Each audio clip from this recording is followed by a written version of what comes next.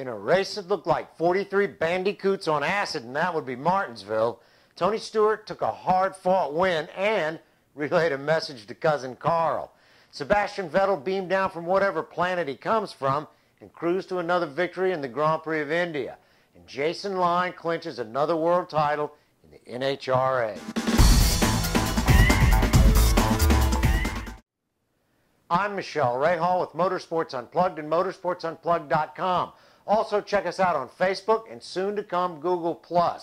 Welcome to the Monday Morning Weekend Report. Tony Stewart didn't cruise to anything. It was a bottle-throwing, pool cue breaking bar fight at Martinsville yesterday. Tony Stewart got the goods on Jimmy Johnson with 3 laps to go at the historic track, and Johnson's all but mathematically out of the title chase. Stewart's only 8 points behind Carl Edwards in the chase with 3 races to go. In a race that had 18 cautions, it felt like most of them had Brian Vickers popping up. 107 laps were run under caution, and I don't know if that's a record, but I don't think I've ever seen a race like that. They should rename it the Spartans 300. Hardly a car didn't look like it was hit more times than Joe Louis. It might be a new record that they actually had a 97-lap green flag run. Stewart said in victory lane when told about the 8-point gap behind Edwards, quote, "He'd better be worried, that's all I can say. He's not going to have an easy 3 weeks. You got to love Tony. He's so subtle." In the Grand Prix of India, Sebastian Vettel made a screaming fast track that was dusty look easy, taking off and holding the lead, but he didn't lead the field with double digits. McLaren's Jenson Button had a great start, fending off an attack from Alonso, and then just cruised in second.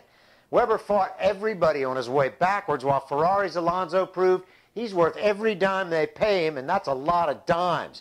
Taking a car that hasn't been up to the fight in 2 years and clawing into third against Webber's Red Bull and Lewis Hamilton's McLaren. Hamilton and Massa thought they were Brian Vickers and Matt Kenseth again when they collided just before the halfway mark. Massa was given a drive-through penalty for not leaving Hamilton enough room to pass.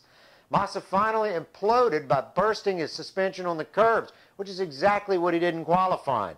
I don't know about you, but the F1 rules feel like the government regulation brigade these days. If you're blocking and it's obvious, that's one thing, but not leaving enough room?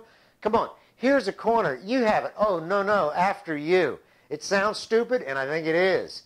Next up in the Formula One calendar is Abu Dhabi, then on to Brazil for the final race of the season.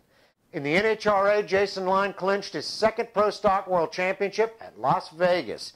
Line's the first driver in the series to nail down a championship this season.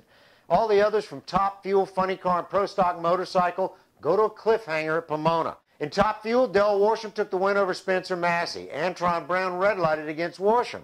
It's only Brown's 3rd career red light. The points in Top Fuel are Spencer Massey at 25.03, Del Worsham at 25.01, and Antron Brown at 24.89. Funny Cars, Ron Capps grabbed the win over Johnny Gray, who blew a head gasket 700 feet off the line.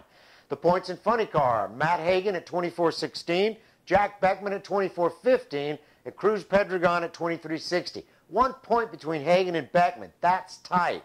Eddie Krawiec beat out Hector Arana Jr., sending him into Pomona with a 69-point lead. That's it for the Monday Morning Weekend Report. I'm Michele Rahal. I'll see you next time.